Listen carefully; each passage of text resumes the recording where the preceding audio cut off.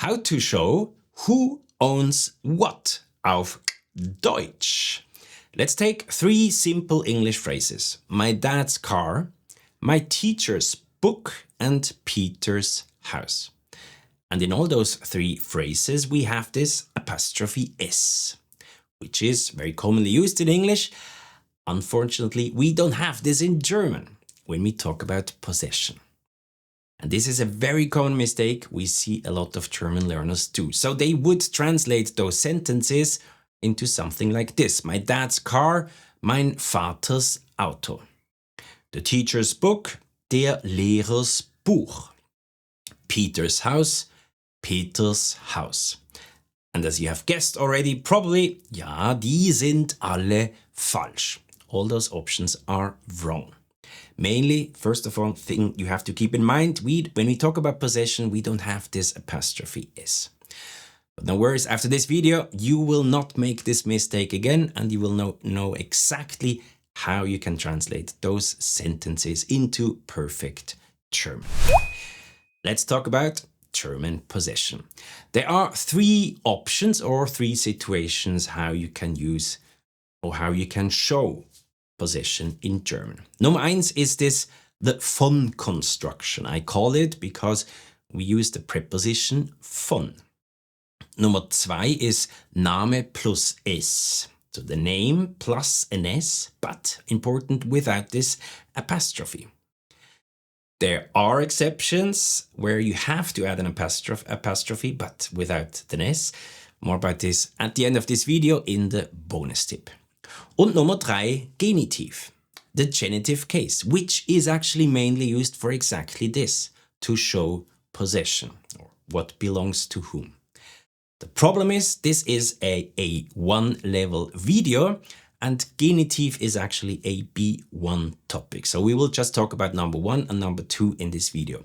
If you want to know more about genitive, of course, we have a video about this topic as well. You'll find the link down in the description. Let's start with Nummer 1. It's actually a A1.2 topic because you have to know about dative. Why? Because the preposition von is a dative preposition, always takes the dative case.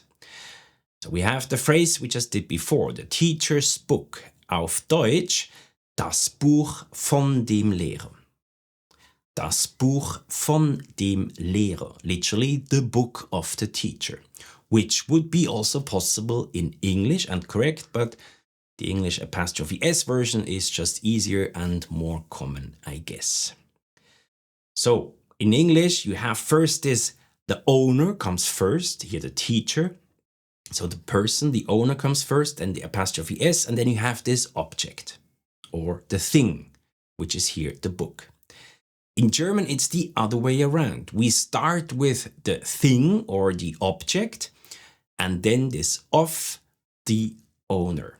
And the owner, again, here is Lehrer. So it's a kind of the other way around. In English, you start with the person, and then the thing. In German, you start with the thing, or the object, and then the person or the owner. Another example, the woman's bag. The woman's bag. Remember, in English you start with the person, but in German you start with the thing, which is the bag. So this correct German version would be die Tasche von der Frau. Die Tasche von der Frau. Oder the child's pen. The child's pen auf Deutsch, der Kuli von dem Kind. Der Kuli von dem Kind. Kuli is the short form of Kugelschreiber, der Kugelschreiber, which means pen.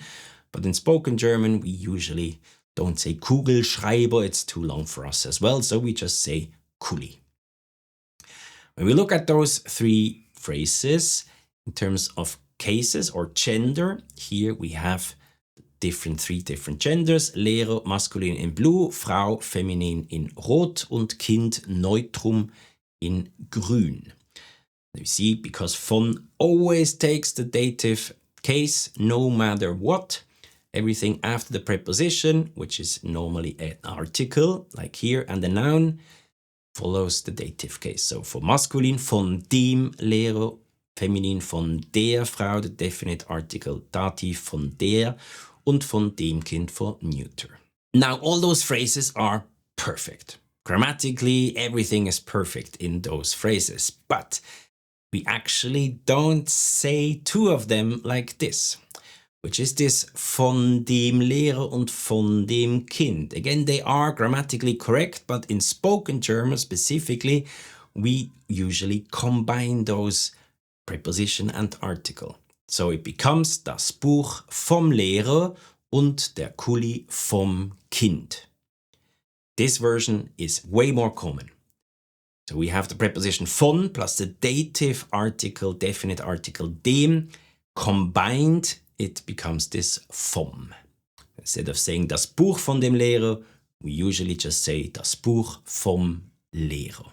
And keep in mind, those are just phrases. They're actually not complete sentences. I just picked phrases here in the beginning because I want to keep it simple that you understand this von construction. But you see there is no verb in it. And usually every sentence has to have a verb and a subject. So let's make complete sentences out of those phrases. Zum Beispiel, hast du das Buch vom Lehrer gesehen? Hast du das Buch vom Lehrer gesehen? Did you see the book of the teacher? Oder für das Kuli-Beispiel, ich suche den Kuli vom Kind. Ich suche den Kuli vom Kind. I'm looking for the pen of the child or the child's pen. Those are complete, perfect sentences, German sentences with subject and verb. Now, those all phrases we just did are a little bit simple. And one thing I haven't added yet, which we will do now, are possessive articles. And possessive articles are very commonly used when we talk about possession. My book, your book, his book, and so on. And it just makes it a little bit more complicated because you have to change the endings of the dative possessive article. Das Beispiel we had in the beginning, my dad's car. My dad's car. Auf Deutsch ist, don't forget, we start with the thing, das Auto von meinem Vater. Das Auto von meinem Vater. The car of my dad. Complete sentence, kennst du das Auto von meinem Vater? Kennst du das Auto von meinem Vater? Do you know the car of my dad? And another example with a possessive article, your sister's cat. Your sister's cat. Auf Deutsch, die Katze von deiner Schwester. Die Katze von deiner Schwester, literally the cat of your sister. Again, you have to keep in mind that these dative endings, here feminine, dein, this er ending for dative, for the possessive article, this is what makes it a little bit complicated. So you have to know those endings. But otherwise, this is the simplest way to show possession using this von construction. And a complete sentence, die Katze von deiner Schwester ist schon alt. Die Katze von deiner Schwester ist schon alt. The cat of your sister is already old. That was the von construction. Now let's talk about Nummer 2, Situation Nummer 2, when we have names, Namen. There we have this Name plus S, but again without this apostrophe. So the example from the beginning, Peters Haus auf Deutsch, Name plus S. It becomes Peters Haus. Sounds exactly the same, almost exactly the same, Peter, but we don't have this apostrophe there. We just add an S. Much easier. Oder Lisas bag. Lisas bag, auf Deutsch, Lisas Tasche. Just add an S.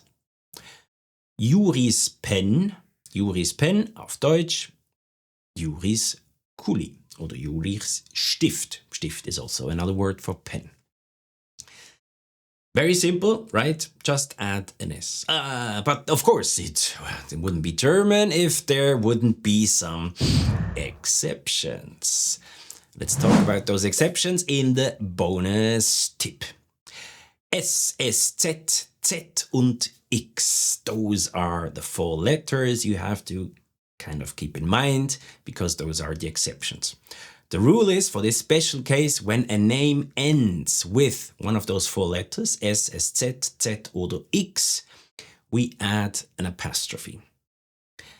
But never, that's important, never an additional S, just the apostrophe, which will look like this. Lukas jacket.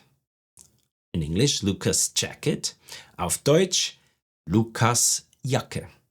Lukas Jacke. So we see Lukas, this first name, very common German first name, ends with an S. Instead of adding another an S, which is kind of hard to pronounce in German, Lukas S, we just add this apostrophe. Then it's clear that we talk about the jacket of Lukas. Oder Moritz, another common German first name, Moritz bag. Auf Deutsch, Moritz Tasche. Moritz Tasche. Pronunciation of the name is exactly the same. Oder Max, another common first name, Maxell or Maxell phone. Auf Deutsch, Max Handy. Max Handy. So you actually don't hear it, but you can only see it once the apostrophe is there, that you talk about the cell phone of Max. In spoken German, where you don't see this apostrophe, is just out of context. Don't worry, you will never confuse this, or you will always know when somebody uses this apostrophe, which you don't see actually in spoken German, but out of the context, it will be obvious and clear. So these are probably the most common 3 first names, German first names with those endings or with those letters, possible letters, S, X and Z. But we haven't mentioned SZ. Why? Because I don't think there is any first name ending with SZ. And if there's one, there's maybe 1 or 2, not many. But there are common German last names, Nachname. Last names or family names which end with SZ. And there you can also use this apostrophe. Zum Beispiel, dort ist Familie Großgarten. Dort ist Familie Großgarten. Groß, which is also an adjective, which means big, is also a common family German last name. Yeah, die Familie Groß, Herr Groß, Frau Groß. And here its translation would be, there is the garden of Family Groß, or there is Family Groß garden. Anderes Beispiel. Wie gefällt dir Strauß? Musik. Wie gefällt dir Strauß Musik? Strauss is a famous German composer.